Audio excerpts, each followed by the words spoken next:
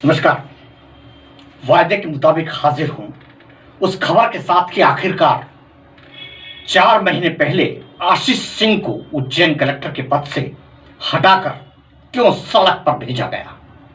मेरा तात्पर्य आशीष सिंह को एनडी सड़क विकास निगम क्यों बना दिया गया, जबकि वे सीएम के खास होने का या खास बनने का दिखावा जरूर करते रहे। हर कोई जानना चाहता है कि जिस महाकाल लोक के फेज 1 के निर्माण का पूरा क्रेज सीएम के बजाय खुद आशीष सिंह उठाना चाहते थे, उसकी हकीकत क्या है। कोरोना काल में आंकड़ों की जादूगरी भी किसी से छिपी हुई नहीं है। ऐसे में जब कलेक्टर आशीष सिंह उज्जैन से हटाए जाते हैं और उन्हें सड़क सौंपा जाता है, तो कहीं से कुछ चापलूसी भरे शब्दों के प्रयोग से एक खबर निकल कर आती है कि आशीष सिंह निष्काम कर्मयोगी हैं। इस शब्द पर मैंने जैसे ही आपत्ति ली, आशीष सिंह को जबरदस्त मिर्ची लगी।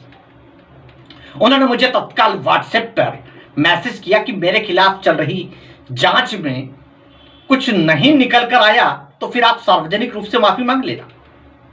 रात 12:30 बजे संदेश या जो संदेश था उन्होंने मुझे दिया, जिसका मैंने जवाब जी करके दिया, क्योंकि उस समय तो मैं बात को बढ़ाना नहीं चाहता, आधी रात थी।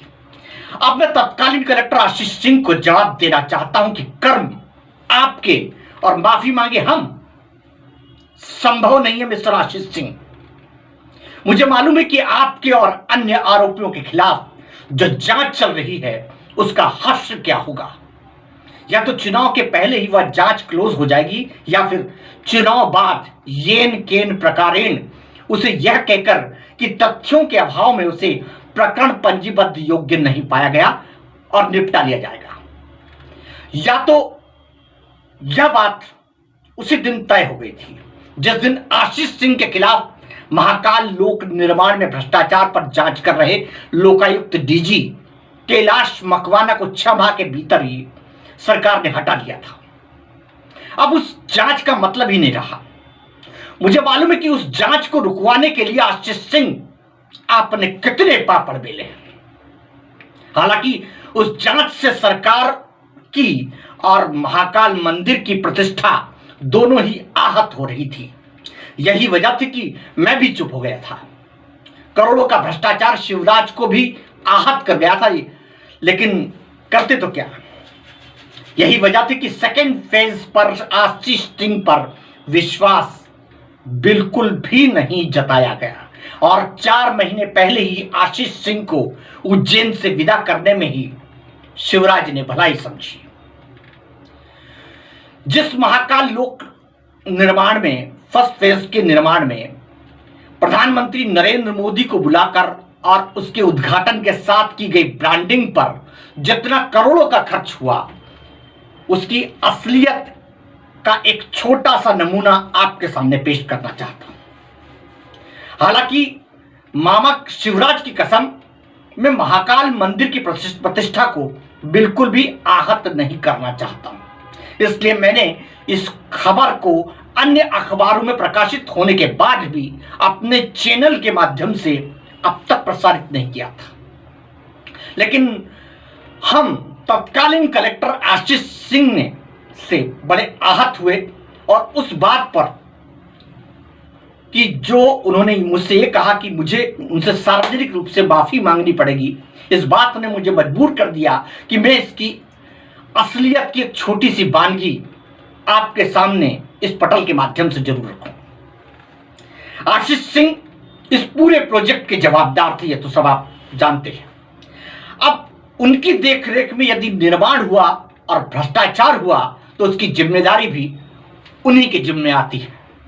मैं सीधे सीधे आशीष सिंह आपसे पूछना चाहता हूं कि जब लोकायुक्त ने आपके और अन्य आरोपियों के खिलाफ महाकाल लोक को लेकर जांच शुरू की थी और आपको पहले नोटिस में ही यह लिख दिया था कि प्रथम दृष्टया जो आरोप के दस्तावेज हैं वह प्रमाणित पाए गए हैं, उस समय तत्काल प्रभाव से आपने या अन्य आरोपियों ने प्रेस कॉन्फ्रेंस बुलाकर अपना पक्ष क्यों नहीं रखा। कुछ अखबारों में खबर प्रकाशित होने के बाद भी आपने उसका प्रतिकार क्यों नहीं किया? उस समय करना चाहिए था आपको प्रतिकार। यही वजह थी कि महाकाल लोक में हुए भ्रष्टाचार की खबरों को बल मिलता रहा। अब मैं आपको तत्कालीन कलेक्टर आशीष सिंह की महाकाल लोक में किए गए कुछ ऐसे कृत्यों की जानकारी दे रहा हूं जिससे आपको खुद अंदाजा हो जाएगा कि आखिरकार मिस्टर आशीष सिंह तथा कथित निष्काम कर्मयोगी कितने बड़े साधु हैं। आइए देखिए, जो पत्थर या निर्माण सामग्री महाकाल लोक में लगाई गई उसमें जो बिल पास हुआ वह बड़ा हास्यास्पद और रोचक है। क्या आपको पता है कि आपके घर के निर्माण में जो सामग्री लगाई गई है उसके लिए ठेकेदार को इंस्टॉलेशन चार्ज भी देना होता है? यानी कि एक ईंट लगाई जाती है तो उसे किसी सॉफ्टवेयर की तरह इंस्टॉल करने का चार्ज भी देना होता है। यानी कि ईंट नहीं हो गई, कोई सॉफ्टवेयर हो गया जिसके इंस्टॉल के लिए रकम जोड़ी गई। यह करिश्मा तो आशीष सिंह ही कर सकते थे। महाकाल लोक में जितने पत्थर, ईंट, सरिया और मूर्तियां लगी हैं इनके इंस्टॉलेशन के लिए बिल में 20% इंस्टॉलेशन चार्ज जोड़ा गया है ना? हास्यास्पद बात। अब आप कभी महाकाल लोक का भ्रमण करने जाएं तो वहां लगी हर चीज को इस नजर से भी देखिएगा कि इसके इंस्टॉलेशन का चार्ज भी सॉफ्टवेयर की तरह सरकार ने चुकाया है, क्योंकि यह हमारी और आपकी गाढ़ी कमाई का और दान का पैसा था जो आशीष सिंह रोकने के बजाय ठेकेदार को लाभ पहुंचाने की नीयत से खर्च कर गए। यह राशि करोड़ों में है। प्रधानमंत्री नरेंद्र मोदी और सीएम शिवराज को तो पता ही नहीं कि कलेक्टर आशीष सिंह निष्काम कर्मयोगी बनकर कितना बड़ा योग कर गए। अब दूसरा उदाहरण सुनिए। महाकाल लोक में जो निर्माण सामग्री लगी उसकी टेस्टिंग का 10% चार्ज भी ठेकेदार को अदा किया गया। वहां कोई लेब नहीं लगी। यानी कि जो ईंट, पत्थर, सीमेंट, जो भी सामग्री लगी उसकी टेस्टिंग का चार्ज भी बाकायदे खर्च किया गया। मुझे समझ में यह नहीं आता कि जो पत्थर लगे या जो ईंट, सीमेंट, सरिया लगी उसकी टेस्टिंग के लिए या उसकी गुणवत्ता जांचने के लिए जनाब आशीष सिंह ने कौन सी तकनीक का इस्तेमाल कर लिया। अब आप इन्हीं आशीष सिंह महाशय की एक और पवित्र कर्म का एक नमूना देखिए। यहां जो मूर्तियां लगी हुई हैं जिन्हें देश विदेश से लोग निहारने के लिए आ रहे हैं वह फाइबर की लगा दी गई है, जबकि यह मूर्तियां पत्थर की लगना चाहिए था। पहली शर्त में यही था कि वो पत्थर की मूर्तियां लगती, लेकिन शर्तें बदल दी गई बाद में, जिन्हें बाकायदे जो पत्थर की मूर्तियां थी उनको बाकायदे वहां स्थापित करने से पहले तराश करके और बढ़िया फिनिशिंग के साथ में लगना चाहिए था, वो फाइबर की लगा दी गई। और उन फाइबर की मूर्तियों पर आशीष सिंह ने फैसला कब ले लिया और क्यों ले लिया ये तो वे ही अच्छे से जानते हैं। शहर की सिंधी कॉलोनी में भगवान झूलेलाल जी की एक प्रतिमा लगी है। वह भी उसी मटेरियल से बनाई गई है जिस मटेरियल से महाकाल लोक में मूर्तियां बनाई गई हैं। अब ताज्जुब की बात यह है कि भ्रष्टाचार का एक बहुत बड़ा नमूना आपको मैं बता रहा हूं कि भगवान झूलेलाल जी की प्रतिमा जो सिंधी कॉलोनी में लगी उज्जैन के, वह भी उन्हीं कारीगरों ने बनाई है जो महाकाल लोक में स्थापित प्रतिमाओं का निर्माण करके गए हैं। फाइबर की जो प्रतिमाएं जो महाकाल लोक में लगी हैं वही झूलेलाल जी की प्रतिमा को बना के गए हैं। भगवान झूलेलाल जी की प्रतिमा 4,11,000 में बनाकर स्थापित कर दी गई और उसका कोई इंस्टॉलेशन चार्ज भी नहीं लिया गया, जबकि महाकाल लोक में प्रत्येक प्रतिमाओं पर लगभग 10 लाख से अधिक का भुगतान आशीष सिंह ने करवाया। आप खुद अंदाजा लगा सकते हैं कि भ्रष्टाचार का पैमाना कितने चरम पर होगा और क्या होगा।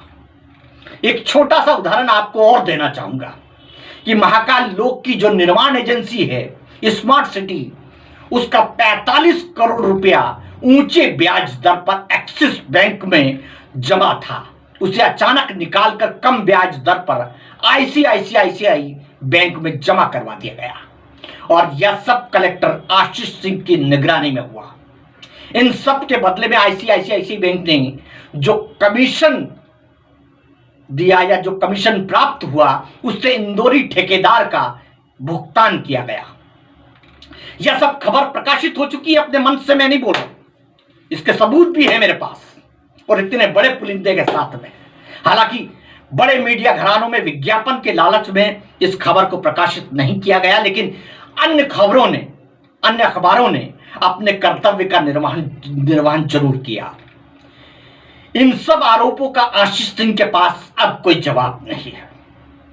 आशीष सिंह सीएम शिवराज और अन्य मंत्रियों और सत्ताधारी नेताओं को ई रिक्शा में खुद ड्राइवर बनकर घुमाते रहे, लेकिन सीएम शिवराज यह समझ ही नहीं सके कि आशीष सिंह आखिरकार उन्हें कितना घुमा रहे हैं। जब आखिर में सीएम शिवराज को जब यह मालूम हुआ कि आशीष सिंह कितने पानी में हैं, तो उन्हें सीएम ने भाव देना बंद कर दिया।